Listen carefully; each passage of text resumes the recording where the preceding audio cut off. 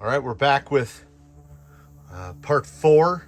I think this is part 4 of the Tranquish build.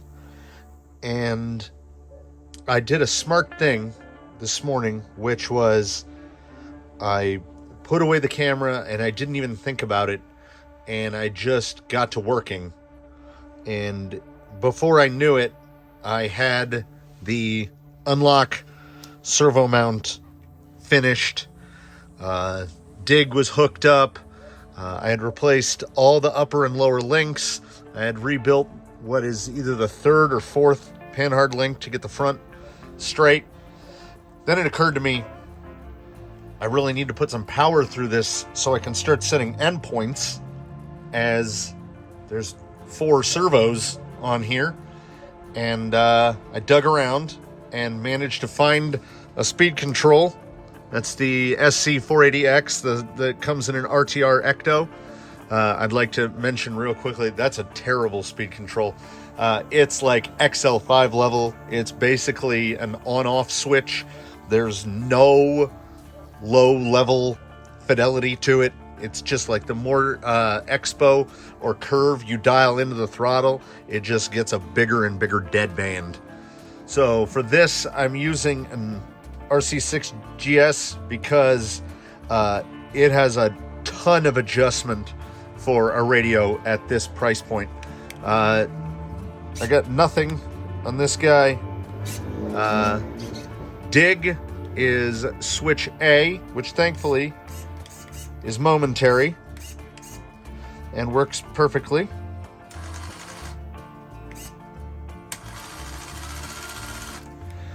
Now these guys are a little fiddly. I don't think we really acknowledge what Traxxas managed to do with these remote unlockable diffs, because even just the positioning of the end of the cable is critical. If it's 1 or 2 millimeters one way or the other, it doesn't lock and unlock. I've already determined that I don't have the channels deep enough, so that will get more refinement. The plate here is absolutely raw. It's just in place to get everything centered. And in fairness, so that's unlocked. I have them on these 2 guys, so, and locked and locked. So I can't complain too much about that. I did indeed get it to work. It is very smooth with the Delrin. It's a little noisy. I think that is Traxxas axles, really. But I guess I'm just used to things being like whisper quiet. So I can't complain too much. It is quite quiet. It sits low now that it has a bunch of electronics weight on it. Fortunately, the radio link has all sorts of settings. This is throttle curve, so I have the throttle curve set very soft at the initial, which will be fantastic on a copperhead, but on this, it's still like, it just jumps. There's quite a deadband before it starts to move. It's way jumpier than what I want. I can get it to like low crawl right there. And I can feel there's a lot of dead in there. That is a Holmes Crawlmaster Sport 540. It's the only operable 540 I could find.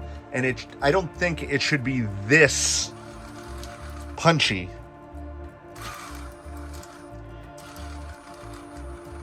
But there you have it. So there's unlocked.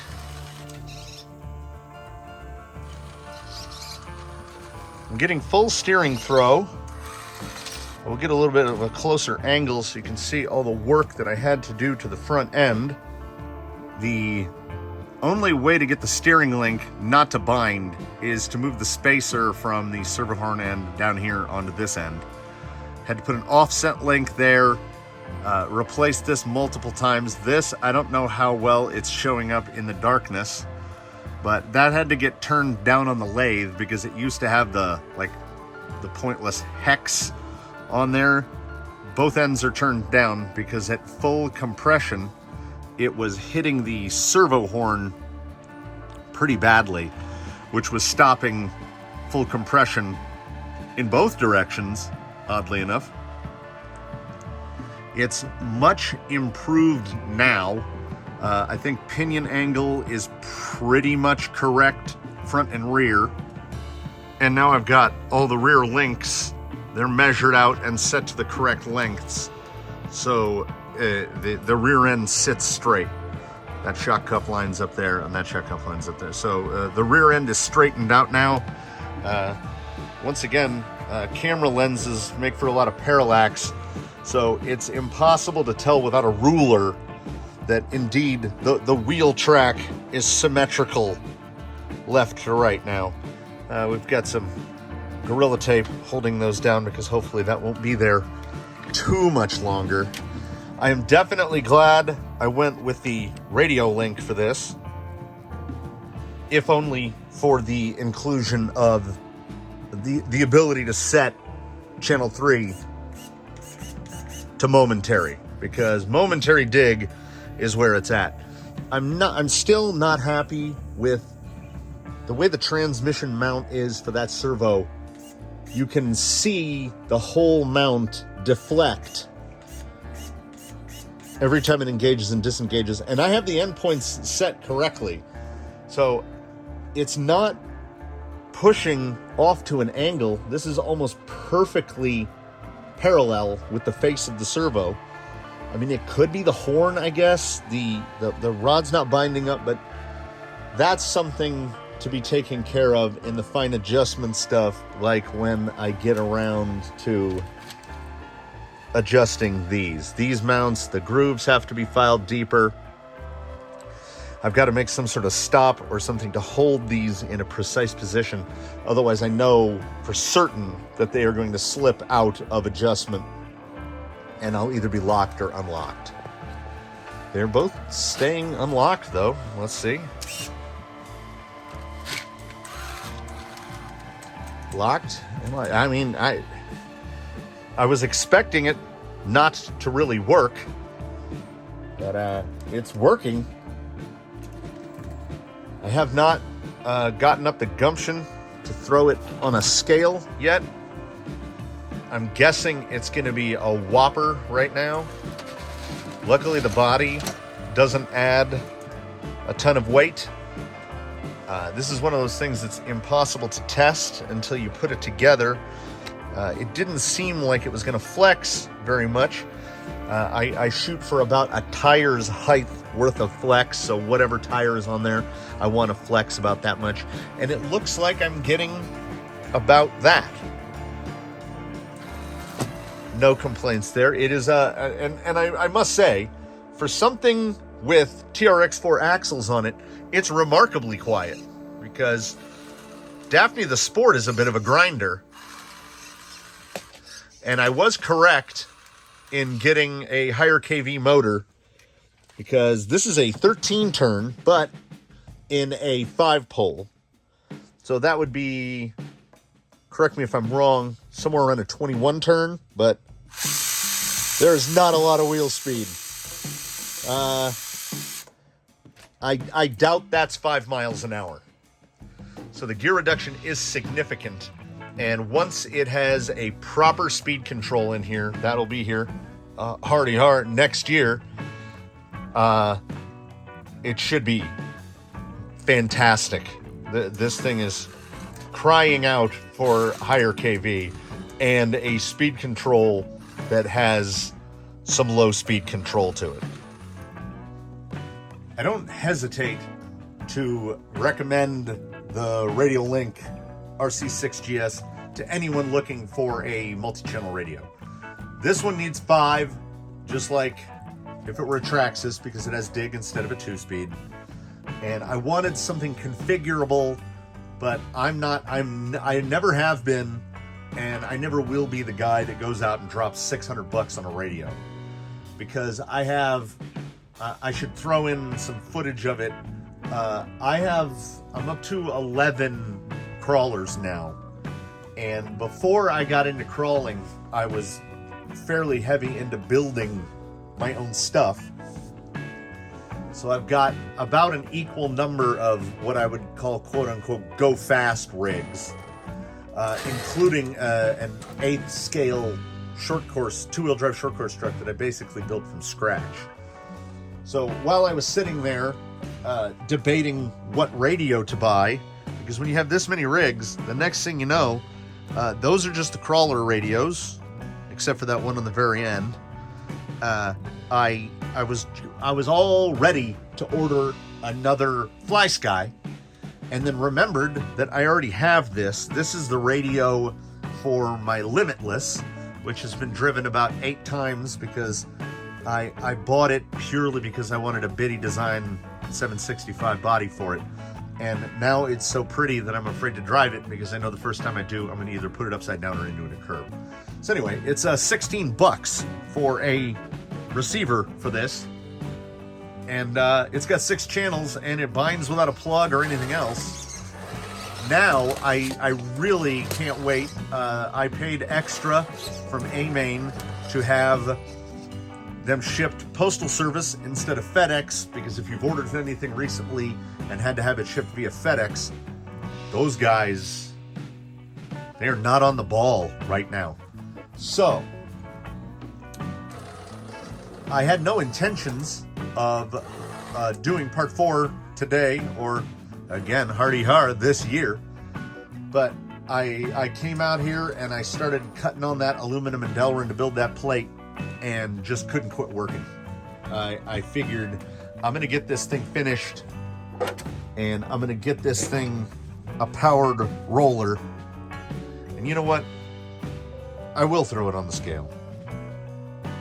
May as well enough call that RTR at 3,081 grams, which is 6 pounds, 12.6 ounces. I figured 7 pounds was going to be around the spot because they might be low profile, but there's 3 servos in there that would not be in something else. It looks like an absolute bird's nest of wire right now. The electronics are going to mount very similar to this. I've already abandoned the idea of putting anything back here because this mechanism over here is not light. I will be trimming as much aluminum and Delrin off of that as I possibly can. The retentions for the cables are giant blocks of 10 millimeter aluminum, and those can be taken down quite a bit. And this is just 1/8 inch aluminum plate, and it's a full plate. So I'm going to kind of cut it to match the Vanquish plate that's underneath, if just to save a little bit of weight. I haven't really thrown any extra weight at it, and there's really not much more that's going to go on it. I might, you know, all that file work and everything, I've been down this road before, and all that work might take off an ounce, and then I'm going to put a receiver box on it and put the ounce right back on. I'm not one that's overly concerned with vehicle weight. This thing at 7 pounds should be great. It does a lot of stuff. The Tranquish is already building up to be precisely what I wanted it to be. As I've said, the motor and speed control are on the way. If anything, I might go, this is my favorite cheap at $60, AGFRC servo. I might go to my favorite of all AGFRC servo, the SA75, but I'm learning, I'm getting smarter. I haven't driven it, so I don't know. Pulled the battery out so I can flip this thing over and not worry about anything bad happening. I don't know what happened to that little vinyl guy. Oh, and for anyone curious, this guy in his current configuration weighs 4.5 ounces, which is nearly as light as you can get. A J-Concepts Creep is the tiniest bit lighter at, I think, 4.2 or so. As it turned out, element links were perfect for, we got 5 out of, I think there's 10 links total on a rig. So half the links are element, all the lowers, and the rear lowers were perfect. They're the exact length for the 12.3 wheelbase. The rear uppers are Traxxas, the really skinny ones, which worked out great because now I have a ton of drive shaft clearance there, and I need to rerun that. That's not good. In the front, it's almost all Traxxas up here. That's Traxxas, that's Traxxas, that's Traxxas. So it is, it's living up to its Tranquish name. It's half Vanquish and half Traxxas. Just a little sprinkle of element on there. It's, this is getting into the closing stages, which is good and bad. Good in that I'm going to be able to put this thing on rocks sooner rather than later. Bad in that finishing work, detail work, like cleaning this up, it took a couple hours to get that thing fabricated. It will take a couple more hours to clean it up enough to where I feel comfortable mounting it. I want to put a delete plate in here to cover that up. The front bumper mount is still, nothing is attached. The body mounts still aren't attached, and now it's down to all the little minutia, and I might end up changing all these links in the front to the SSDs just because I think they look nicer. I definitely thought I had more element curly ones than I actually did. I used up all of them except that one. Don't ask me how I have an odd number.